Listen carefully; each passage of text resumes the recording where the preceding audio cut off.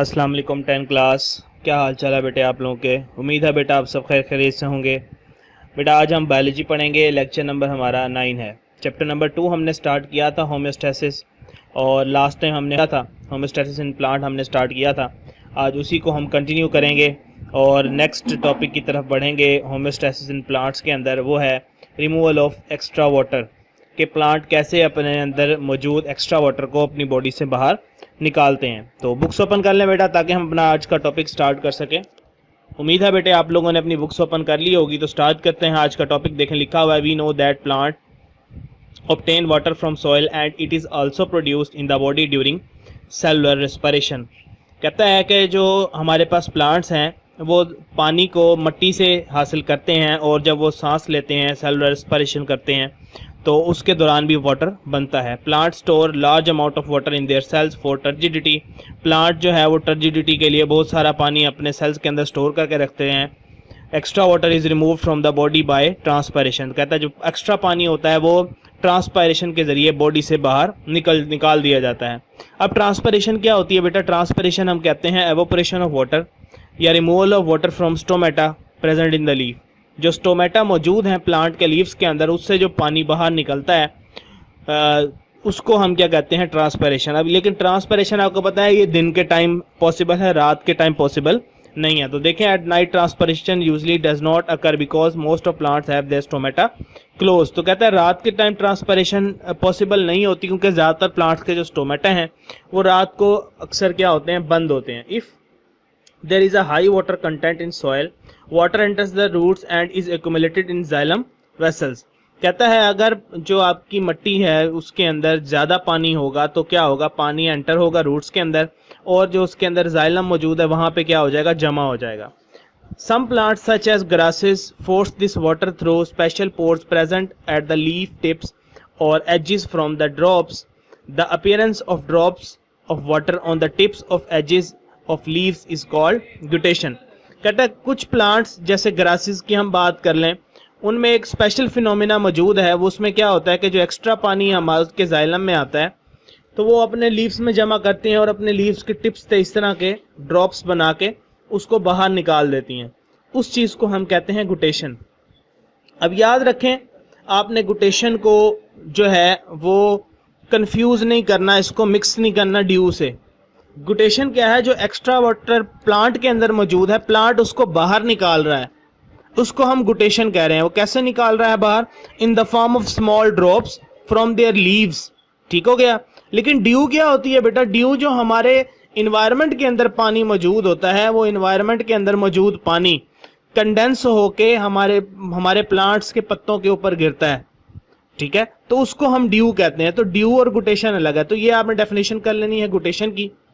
ठीक है, ये पूरा पैराग्राफ आप लोगों ने कर लेना है कि एक्स्ट्रा वाटर प्लांट कैसे निकालता है। तो डिफरेंस आता है गुटेशन एंड ड्यू। अब ड्यू कहाँ है, ड्यू ये लिखा हुआ है बेटा, due which condenses from the atmosphere onto the plant surface। ठीक हो गया बेटे। तो ये आपने ड्यू कर लेना है, वो किसका हो गया, गुटेशन का हो गया। दोनों चीज़ों में प्लांट जो पानी है वो प्लांट के ऊपर यानी लीव्स के ऊपर गिरता है। लेकिन फ़र्क ये है कि एक्स्ट्रा वाटर अगर प्लांट खुद लीव से बाहर निकाल रहा है तो वो गुटेशन है, एटमॉस्फेयर से अगर वाटर प्लांट पे आ रहा है तो वो हमारे पास ड्यू है। तो अब हमने बात कर ली कि प्लांट जो है वह गैसेस कैसे, एक्स्ट्रा गैसेस को कैसे एलिमिनेट करता है, वाटर को कैसे करता है। अब हमारे पास लास्ट बात जो रह जाती है वो ये कि एक्स्ट्रा जो मेटाबॉलिक वेस्ट है, मतलब जो केमिकल रिएक्शन की मौजूदगी में जो वेस्ट बना है उसको प्लांट कैसे बाहर निकालता है।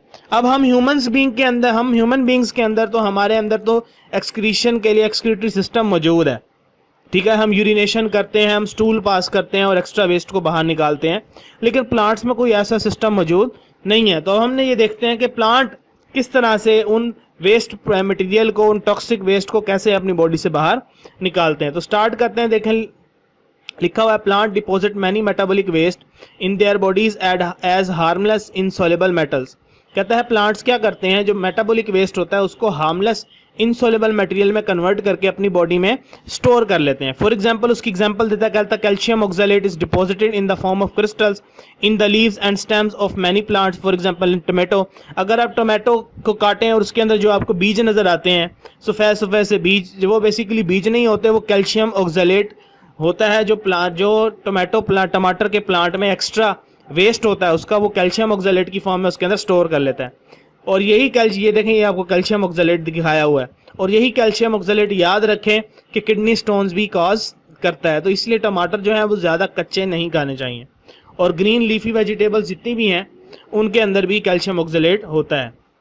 The removal of excretory products is secondary function of leaf fall. If leaves are not shed, the calcium oxalate just remains as harmless crystals in the leaves. और कहता है कि जो आप लोग अगर देखते हैं जो हर साल जो पत्ते हैं वो गिरते हैं, वो पत्ते गिरना जो है वो भी प्लांट का एक फंक्शन है कि उसके जरिए वो अपने जो एक्सक्रीटरी प्रोडक्ट्स हैं उनको क्या करता है, वो रिमूव करता है।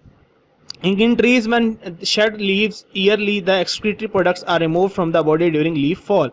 Other waste materials are removed by plants. अच्छा, पहले ये आप देख लें कि हर सालाना जो पत्ते गिराते हैं ट्रीज, उसके ज़रिए वो अपना सारा स्टोर करते जाते हैं पत्तों में मटेरियल, वेस्ट मटेरियल। फिर जब पत्ते गिरते हैं तो उनका वेस्ट मटेरियल भी बॉडी से बाहर निकल जाता है इजीली। ठीक है, तो आगे चलें तो ये जो लाइन है ना बेटा, ये वाली, ये जो आपके पास लाइन है ये एमसीक्यू के लिए बहुत इंपॉर्टेंट है। ठीक है, तो कहता है अदर वेस्ट मटेरियल्स जो हैं कैल्शियम ऑक्सैलेट के अलावा बहुत सारे मटेरियल्स ऐसे हैं जो पत्तों के ज़रिए निकल जाते हैं, लेकिन कुछ ऐसे हैं जो पत्तों के ज़रिए नहीं निकलते बाहर। वो कौन से हैं? उसमें आ जाते हैं resins by conifer trees. Resins कौन प्रोड्यूस करता है? Conifer trees. गम्स की बात करें बाय कीकर, लेटेक्स की बात करें by rubber plant, and mucilage की बात करें by carnivorous plants and lady finger. अब रेजिन्स क्या होते हैं बेटा? रेजिन्स जो हैं वो आप ऐसे समझ लें जैसे जूस नुमा स्क्रीशंस जैसे होती है ना, जैसे हमारा पसीना बॉडी का निकलता है, तो इस तरह का जो मटेरियल निकलता है प्लांट से उसको हम कहते हैं रेजिन। कॉनिफर ट्रीज रेजिन निकालते हैं। गम्स का आपको पता है, ठीक है। अब गम्स जो है हम उससे ग्लू वगैरह बनाते हैं, तो वो कीकर से गम निकलती है। रबर प्लांट से जो मटेरियल निकलता है जिसके लिए रबर का इस्तेमाल करते हैं, टायर वगैरह बनाते हैं, वो उसको हम लेटेक्स कहते हैं। और म्यूसिलेज क्या होता है? आपने लेडी फिंगर आपको पता है, भिंडी जो है जो भिंडी है, भिंडी को अगर आप देखें तो भिंडी को उसके अंदर लेस जैसी चीज़ होती है, एक अजीब सा फ्लूइड होता है, उसके अंदर चिपचिपाहट होती है, तो वो बेसिकली म्यूसिलेज है। तो म्यूसिलेज जो है वो लेडी फिंगर कार्निवलस प्लांट्स निकालना। तो यही अब पेपर में आता है, एमसीक्यू के अंदर लिखा होता है कि ये प्लांट को क्या निकालते हैं, रेजिन्स गम्स वगैरह दे देंगे ऑप्शन में, या फिर वो प्लांट का नाम लिख देंगे और पूछेंगे कि वो क्या निकालता है, या फिर वो रेजिन्स वगैरह लिख देंगे और कहेंगे कि प्लांट जो है वो कौन से प्लांट से ये चीज़ निकलती है। ठीक है, तो ये उन्होंने आपको एग्जांपल भी दिया हुआ है। देखें, ये रेजिन्स निकाल रहे हैं in the form of drops, ये हमने लेटेक्स निकाल रहे हैं, ठीक है, और ये म्यूसिलेज है। तो ये है हमारे पास आज का टॉपिक बेटा।